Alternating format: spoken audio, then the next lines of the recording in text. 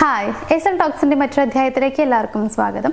ഇന്ന് ഞാൻ നിങ്ങളോട് ഷെയർ ചെയ്യാനായിട്ട് പോകുന്നത്, നിങ്ങൾ സ്നേഹിക്കുന്ന ആ ഒരു പേഴ്സണ് നിങ്ങളെ വേണം എന്നൊരു തോന്നൽ അവരിൽ ഉണ്ടാക്കിയെടുക്കാൻ വേണ്ടിയിട്ട് നമ്മളെ സഹായിക്കുന്ന കുറച്ച് കാര്യങ്ങളാണ്. നമ്മൾ പലപ്പോഴും നമുക്ക് ലൈഫിൽ സംഭവിക്കുന്ന ഒരു കാര്യമാണ്, നമ്മൾ ഇഷ്ടപ്പെടുന്ന ആ ഒരു ആളുടെ ലൈഫിൽ നമുക്ക് വലിയ പ്രാധാന്യം ഉണ്ടായിക്കൊള്ളണം എന്നില്ല. ചിലപ്പോൾ ആദ്യം ഉണ്ടായിരുന്ന ആ ഒരു ഇമ്പോർട്ടൻസ് ഒക്കെ കുറഞ്ഞു വരും. ഇഷ്ടം അല്ലെങ്കിൽ വാല്യൂ ഇതൊക്കെ കുറഞ്ഞു വരാറുണ്ട്. അപ്പോൾ നമുക്ക് എന്തായാലും ആഗ്രഹം ഉണ്ടാകും പഴയ രീതിയിലേക്ക് അങ്ങോട്ട് എത്തിക്കണം, അല്ലെങ്കിൽ എനിക്ക് കുറച്ചുകൂടി വാല്യൂ തരണം, എന്നെ അവർക്കാവണം ആവശ്യമുണ്ടാവേണ്ടത്, ആവശ്യക്കാരൻ അവരായിരിക്കണം എന്നൊക്കെ നമ്മൾ വിചാരിക്കാറുണ്ട്. അതിന് നമ്മളെ സഹായിക്കുന്ന കുറച്ച് കാര്യങ്ങളാണ് ഇന്ന് പറയാനായിട്ട് പോകുന്നത്. ഇതിലുള്ള ഒന്നാമത്തെ കാര്യം എന്ന് പറയുന്നത്, അവർ നിങ്ങളുടെ ലൈഫിൽ ഫസ്റ്റ് പ്രയോറിറ്റി ആണ് എന്നുണ്ടെങ്കിൽ അത് മാറ്റുക. അങ്ങനെയാണെന്ന് ഒരിക്കലും നിങ്ങൾ പ്രകടിപ്പിക്കാതിരിക്കുക.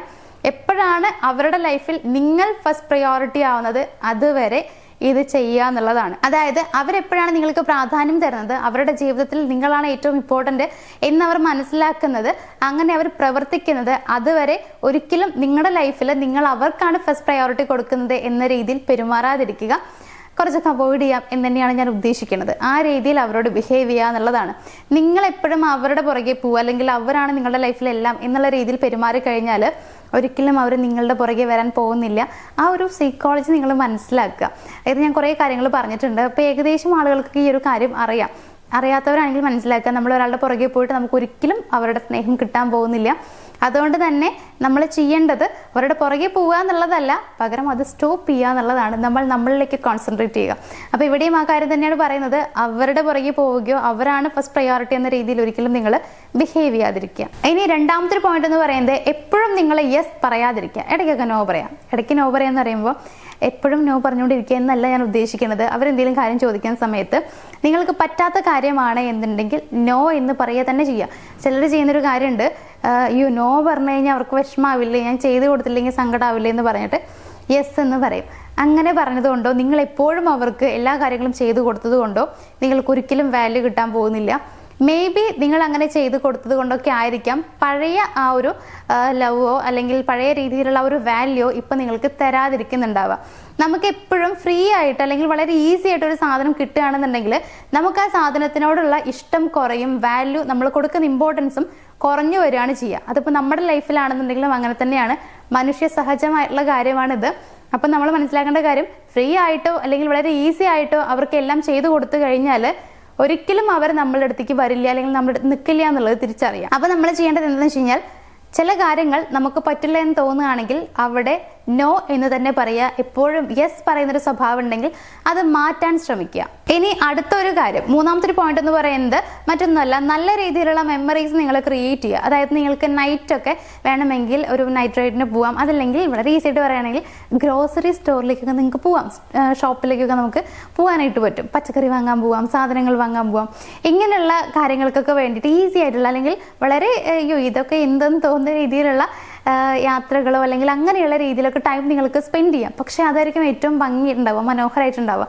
ഒന്ന് വെറുതെ പുറത്തേക്ക് പോകുന്നത്, അതല്ലെങ്കിൽ മെമ്മറീസ് ക്രിയേറ്റ് ചെയ്യുക എന്നുള്ളതാണ്. ഇപ്പോൾ കൂടുതൽ തമാശകളൊക്കെ നിങ്ങൾക്ക് പറയാം. അങ്ങനെ രണ്ടുപേരും ഉള്ള സമയം കുറച്ചുകൂടി മെമ്മറബിൾ ആക്കി മാറ്റാനായിട്ട് ശ്രമിക്കുക.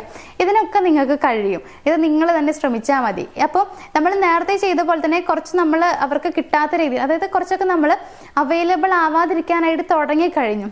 എന്നാൽ നമ്മൾ ഇടയ്ക്കൊക്കെ നല്ല രീതിയിൽ ക്ലോസ് ആവുന്നുണ്ട്, നല്ല രീതിയിൽ തമാശ പറയുന്നുണ്ട്, കൂടെയുള്ള ടൈമൊക്കെ വളരെയധികം മെമ്മറബിൾ ആണ്.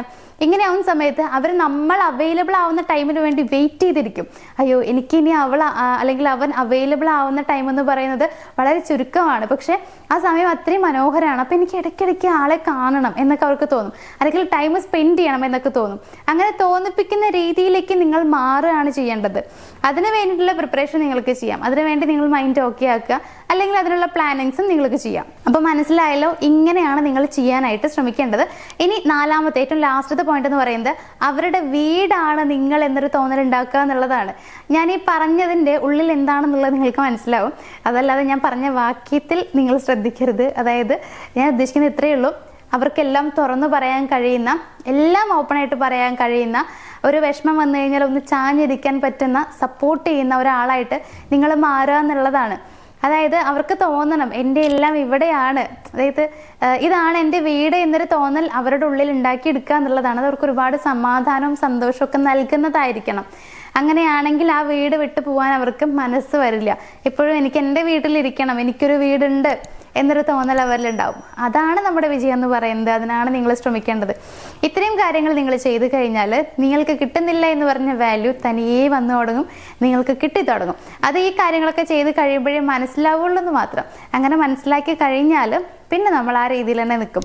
കാരണം നമുക്ക് അപ്പോഴാണ് അറിയുക എന്താണ് ശരിക്കും ഒരു വാല്യൂ കിട്ടിക്കഴിഞ്ഞാൽ എങ്ങനെ ഇരിക്കും, അനുഭവം എന്താണെന്നൊക്കെ നമുക്ക് മനസ്സിലാക്കുന്നത് അപ്പോഴായിരിക്കും.